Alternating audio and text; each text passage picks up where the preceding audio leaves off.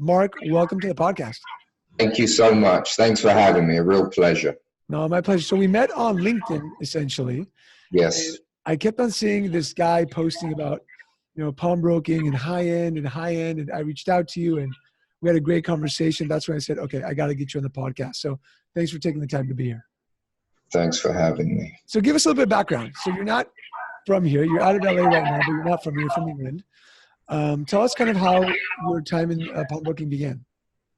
So when I left school, I started as an apprentice, kind of a thing in London, at the time when you didn't have qualifications or you weren't necessarily interested in following that path of education. You learn a trade. So my father's was in chain manufacturing business. I think he was second largest in UK in gold chain. And I wasn't the best behaved teenager. So he had to get me into something fast. So I learned diamond setting, which is basically when you see all the diamonds in the stones in the stores, that was my job, putting them in, learning that as a trade. From that, I then went into diamond sorting colors, grades, clarities. From that, I somehow jumped into watch trading and was trading fine watches. And I think I was about 19 and opened my first business of diamond setting and watch trading. Nice. Went with that. And my father then sold his business. He was always a diamond dealer. He went into pawnbroking. And he opened a pawnbrokers in Bond Street, which is, an affluent location in the UK. And has had that store ever since. And my brother also works and runs the business in the UK now. And my father oversees us both and kicks our ass on a daily basis, which is good. And that's that. What happened was then is I started working with a charity teaching inner city kids as a side. In London, in England, a lot of the time, people after university used to take a year off and travel. Okay. I never went to university. I've been working. So I took a year off to teach inner city kids and work with charity work. I ended up here in the US because it was the major hub of that charity. The charity is called the Kabbalah Center. Spirituality, helping. So I worked in that for a while.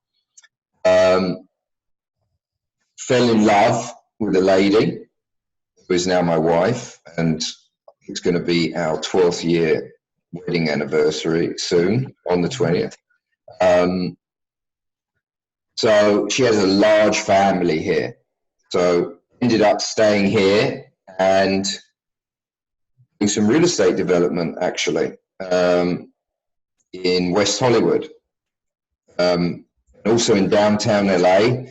The development, sold the developments, miss jewelry, pawnbroking, diamonds, watches, love it, love touching it, being involved in it.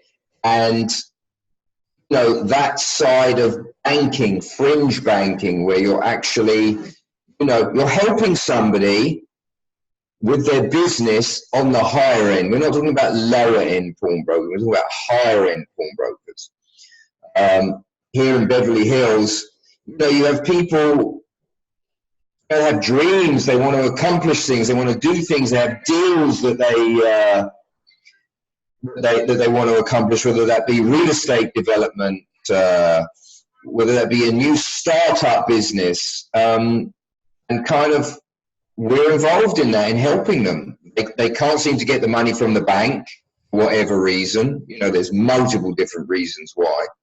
And it's a long and lengthy process. And when there's a deal and somebody wants to buy something, they want to buy it now. They can't wait 30 days to go through that process. So you went, just really quickly, you went from, in the UK, you guys were affluent. You guys were pawnbrokers in an affluent neighborhood. Yes. And you came to Rodeo Drive, which is one of the most affluent streets in the nation. So you kind of brought what you knew from the UK and you brought it here, correct? Yeah, exactly. It worked there, so why won't it work here? It's a 35-year-old business. It's fabulous, and I always loved it. And also reminds me of my family. The whole thing. And to get back, work with my family is fabulous. So the whole thing just worked, and it is working. We've been open here for about 3 years. And meeting amazing people. I mean, it's a little bit different in the UK. You don't necessarily get movie producers coming in the UK for loans. You do get all types. Here, yeah, you get, I've had 2 or 3 movie producers that wanted to finish their movie and they just needed the extra, however much it was. Yeah. I think it was $30,000 or $40,000. They just need it right now just to finish everything. They come in with their goods and we help them and come back. I mean, 80% of the people come back for their goods. Yeah. So I was a pawnbroker in California, and we were more on the lower end scale, but same thing, 85% of people came back for the goods. So let me ask you this question. Your store is street front, or is it more like a private office? I have a private office appointment only. Got it. Very private, very discreet, and that's kind of how we present ourselves. Enormous amount of advertising on the internet. So lots of Google ads, lots of Facebook stuff, lots of Instagram, Facebook, videos, everything. Yeah, continuous. Yeah. Awesome. So I went to your website today to kind of see this type of stuff that you take in, and obviously I'm used to tools and guitars and lower end jewelry. You guys are taking in high end artwork and luxury vehicles. And so how is it? I don't know if you guys did that in the UK and you kind of changed it here, but how is taking those types of items as opposed to the other types of pawnbrokers are taking in, lawnmowers and tools? We exactly the same as in London as far as what we take. In taking these items, especially expensive art, it has to be stored appropriately. So we have locations with temperature controlled, rooms, and wine we do too. So you just have to make sure that you're set up appropriately so you can accommodate that type of item. If it's a car, we have a specific location where the car is underground, locked down, and can only be really taken by myself out. So everything has to be appropriately managed. And that's the exciting part about valuing and being involved with that luxury product. That's kind of what I love. And not only that, it's the speed at which you can accomplish giving the money to the person and see their face when they get the money that they need to do what they've got to do. That's what I love, that we've actually been able to help them. I hate it. It's my pet hate when someone comes and I can't help them. Yeah. Which is one of the main reasons. It is a storefront in the UK, and we work very closely with many of the auction houses, Bonhams, Sotheby's, in the UK. Here, I've done an appointment only. I hate saying no. So when somebody calls me and sends me an email, I can answer them from there instead of them coming all the way and having that face of disappointment, which really, it upsets me. So I always also try why I want to speak to them first and for them to send me an email, because if it's not for me, I can tell them where to go. So when they send you an email, they I'm guessing they send you like a picture. This is the item that I have. This is how much I'm looking for. And that way they don't schlep all the way to the office and sorry. They call and we have a discussion. And and then they send it. They don't necessarily, they don't necessarily work in that order. Although, of course, that would be the easiest and the best. Yeah. Sometimes, people say, "Let me just come in and show." I say, "No. Just please tell me what it is. Show me what it is, and I can help you better if I understand what it is before you come." Got it. That's kind of how we work. So backtracking really quickly, and we kind of touched on marketing. You say that you do tons of marketing Yes. online. A lot of publishers are barely getting into doing some marketing, some SEO. How important has that been to your business to really attack the online marketing? Online marketing is really a major component in attracting the right customer. When I say it's the right customer for you. It depends on your business, on what your customer is. And I think really to work with the best professionals is really key, because just because someone says that they can do Google pay-per-click for you, or they can achieve, a higher ranking on SEO, search engine optimization for you, it doesn't mean they really can. Yeah. We have basically somebody now that works for us both in the UK and here that does our everything, and I have a wonderful girl here that does Instagram. I think you need it all. You need the Instagram. First of all, you need to achieve an amount of followers on the Instagram, and that's a process. Buying 5,000, 3,000 followers, it's just not going to help you. It takes time to build the followers, and you have to know that, which is why you have to do that. So to be successful at anything is sweat, time, but how do you focus your time? So growing Instagram, I believe, is good for your identity and brand, right? Which is a long-term process. The Google pay-per-click is what gets you off and running. SEO is important. You see, there's a difference so that people understand. When you show up from pay-per-click, it's a paid ad, so it shows this is an ad. When you show up from SEO, which is search engine optimization, that's Google saying that you're recognized. So it's, so the search engine optimization, the SEO takes, again, long time. Yeah. And then that floats into your website. You've got to have a good website, because you can only get up there on the SEO if you have content. Content means pages of information and blogs. And you have a beautiful site, by the way. Beautiful site.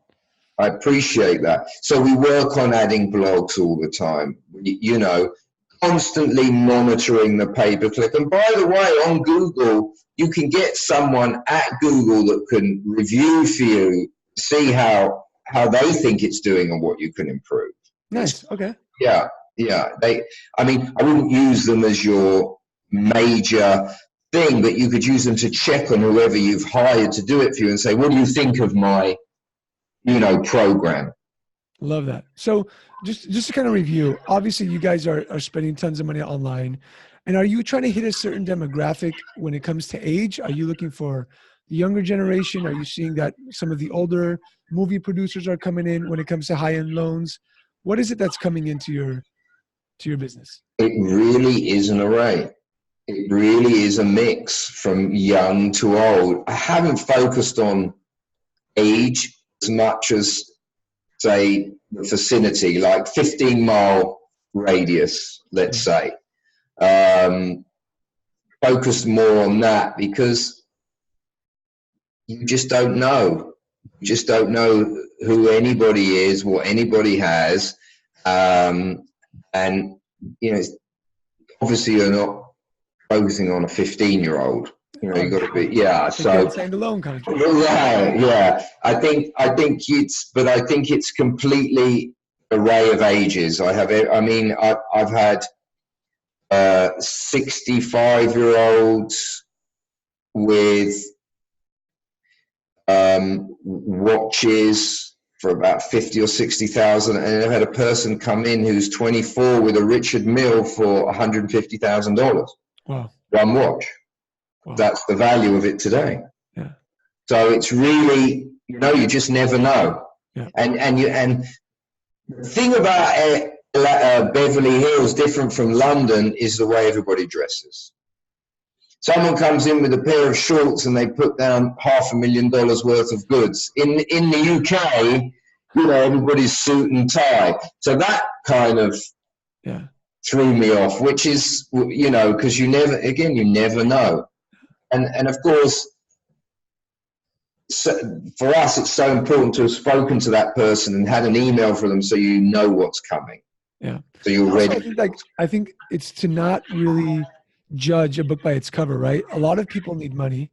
It could be the wealthy. It could be the guy wearing shorts, the guy in the suit and tie. Never judge. No.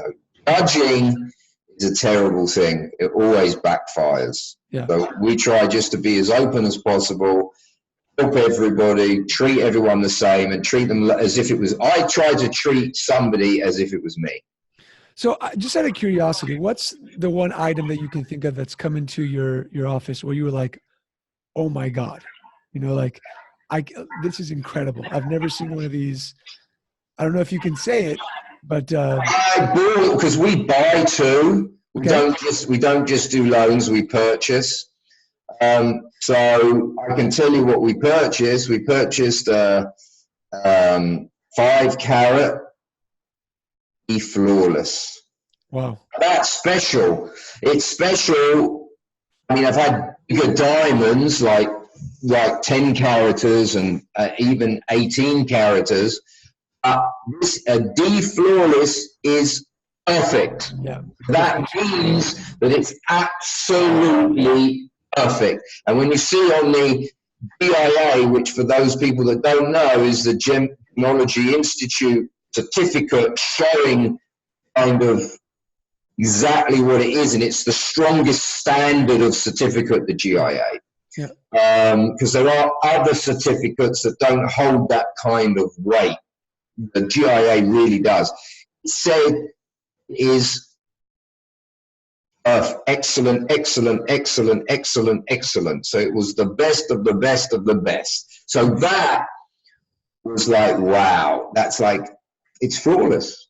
That's where it comes from, right? Flawless. Yeah, so that was amazing. That was it. Yeah, that's exciting. Marc, obviously I want to talk about, a pawnbroker who's listening. We have pawnbrokers in 39 countries listening to this podcast. Amazing. Everywhere from high end to pawn shops in low end communities. Yes. If you have a pawnbroker who's listening, who's dabbled in the high end, but has never really reached out, what advice would you give to them? Obviously to not come to Rodeo Drive because you're the king over there, but what advice would you give to the market who wants to kind of touch the higher end clientele? I worked in the lower end of the pawnbroking as well. The major difference is the turnover in the kind of lower end pawnbroking. It's constant action, it's constant busy, and it's not necessary. And I think when you work out the interest on the lower end, it's much more interest you get for your money, actually. The difference is you just have to be a bit calmer, spend a bit more time.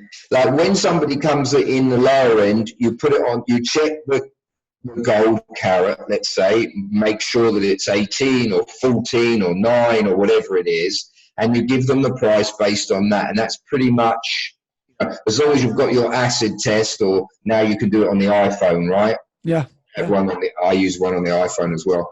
That's the price. That's it. Thank you very much, sir. So as far as respecting the person, all people are the same, as I said before, and as you mentioned quite rightly, everybody deserves the same amount of respect. However, when it comes to a higher end item, it requires more time. You have to check that item more carefully. For instance, what I would say, just because somebody comes in with a Cartier love bangle, right? You know, the ones with the screws, with the paperwork, doesn't mean it's real, mate. Yeah. They make the best copies you have ever seen. So you've got to have your contact base of people to communicate with on the higher level goods, whether that be auction houses, whether that be the ability to check numbers of the Rolex, to check that it's not stolen, to check that it's real. Have a watchmaker that has the ability to look at the movement. It's more, you need to work with people much more. You can't just check the gold at the end of the month, put it in the pot, melt it, find the best price that you get for the gold. No. And not only that, you're laying out 50 grand on that one watch, you better check every aspect of that watch to make sure it's real. So it is more of a risk as well. Yeah. Because you might have 50 different customers with 50 different bits of gold, and maybe 5 of them are not right, but the 45 are, and you've got your money. There's always a 10% that you count as the problems in the year, right? That you're going to have an issue. But yeah. And also, I think that what you said, I love is you kind of hinted at you can't know everything, so have others to help you out. And I think a lot of pawnbrokers, they think that they know it all, and we make a lot of mistakes because of that, as opposed to asking someone who knows just a little bit more than us. You know, so I'm guessing in your pawnbroking, if you've got high-end art and wine, you can't be the expert at everything, so you've got to have those contacts, like you mentioned. Well, there's 3 parts to that. Firstly, you have to understand you have these people, you're going to have to give back to these people. It's not just about what you want, which is what people, give me, tell me, you know, you're going to have to give back. Let's say, for instance, you could get $30,000 for a watch, but you've worked with Mr. X for years and he goes, I can only get 29. Give it to him, take the 1,000 loss because it's giving you so much gain. It becomes business now. You have to have that loyalty aspect of it. You know, I'd rather take a little bit less to work with the person that I love, respect, and have always helped me. You know, it's not about the extra little bit, because then you can lose that kind of relationship for life. That's a key kind of component. What you just said right there is so crucial, because a lot of times as pawnbrokers, we might call, for example, our refiners. We might call somebody for advice, yet we want to hound them with the money. You just said, take $1,000 less, take 5, let them make a couple of bucks so they keep on answering that phone for you and answering those questions. I love that, man. And the other thing is, if you've got a watchmaker, I always check the watches now, because although I am a jeweler and I do understand, I cannot tell with an Audemars Piguet. Those people that don't know, it's a very high level of watch, and it's really rather quite expensive. But they make a copy that you cannot tell. The only way you can tell is by the movement. So when I give it to my guy, each time I will pay him, even if I don't do the loan and the watch isn't right. I mean, come on, you've got to pay. You've got to do it, and that's the right way to go, in my humble opinion. Yeah. Give him the money regardless. Yeah. You know, that's his job. He'll say, don't worry. No. You've got to pay. Yeah, treat them like it's their time. Right. It's important. You're building your network. It's a different kind of business. And here's the other thing. The same goes with an auction house.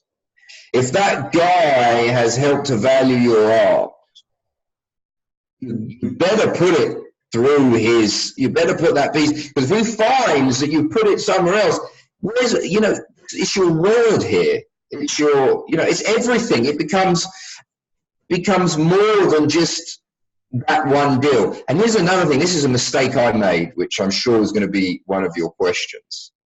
And when I came back into the business, now you're working on high level goods, you can get carried away. Yeah. Okay. This this is really, I can tell you a story of what happened to me. I'm not ashamed to say it. So, massive film producer, big loan. Oh, it came to pay me back the money last, and it was $40,000. Took me to the bank. Took me to the bank manager. The bank manager gave me the check from, I don't think we can say, but of a money account that everybody knows, like a trading, whatever. Gave me the money, and I was like, gave him the watch. Check bounced. Oy. Check Oy. bounced. Right? That's in the bank, in the private room with the bank manager. Right? Oy. I got the money back. Okay, I did what, process to get the money back. But that, I'd been out of the game for 15 years. That was my first 4 weeks back in the game. Right? Yeah, got carried away. Yeah. Got carried away big time. Been up in Bentleys and Maybachs and no problem. You got to understand, everybody you should treat like you. Understand also, it's got to be right. Everything has to follow the protocol. Love that. What it has to be. Only when the money is in your account, 5 to 10 days have passed. Now I do 10 days, let's say, and that's fine. Gotcha. No credit card. I don't deal with credit cards. Yeah. No, that's too big of a hit. 2%, 3%, whatever that is. Well, it's just so complex. Yeah. They can call it back. They can call American Express and say, I didn't authorize it, whatever that is. We have a website to sell goods as well, which I don't, I put most of my stuff goes into the shops in Beverly Hills. Yeah. So question for you, Marc. This has been incredible. When we were on the pre-interview, you were talking about how you do Krav Maga and Jiu-Jitsu. It's my, what I see in the industry is that we are a very unhealthy industry. I go to a lot of these shows and a lot of palm workers are overweight, smoking cigars, and it seems like you really take care of yourself. How has being healthy, doing Krav Maga, Jiu-Jitsu, doing Kabbalah with the spiritualness helped with your business? You are less reactive to the immediate circumstance and situation. And I think that you can always rectify issues if you're calm, focused, and work a way out of the problem. So that's what I think about being fit mentally, spiritually. I mean, nothing's perfect. You know what I'm saying? Yeah. Life is hard no matter what you do. Business, to become successful at anything, is really hard. You need the stamina, which the fitness and the spirituality kind of gives you that stamina so that you can work with a more positive attitude and not just be exhausted. So I think in that respect. Love that. Marc, this has been incredible. Thank you so much for taking the time to be on here. Hopefully you can join us in the Facebook group. I'll send you a link to that. For those of you who are not on the Facebook group, go to facebook.com, Pawn Leaders Podcast Community. Marc, hopefully I'll get up to it and I can come by and say hello and shake your hand. Yeah, it was really a pleasure. You're an amazing guy, and thank you so much for everything. Thank you. My pleasure, brother. Thanks for being on.